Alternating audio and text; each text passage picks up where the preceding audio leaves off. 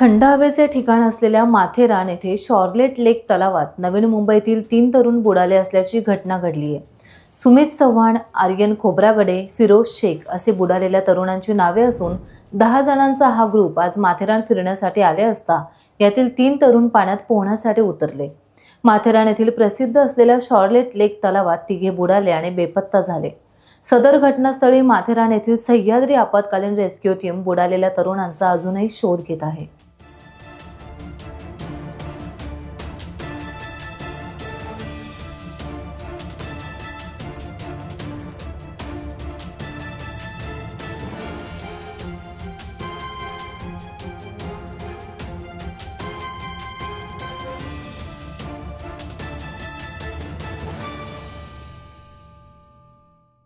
Times डिजिटलला like करा, subscribe करा, share करा आणि बेल आयकॉन दाबायला विसरू नका। पाहत रहा टाइम्स डिजिटल।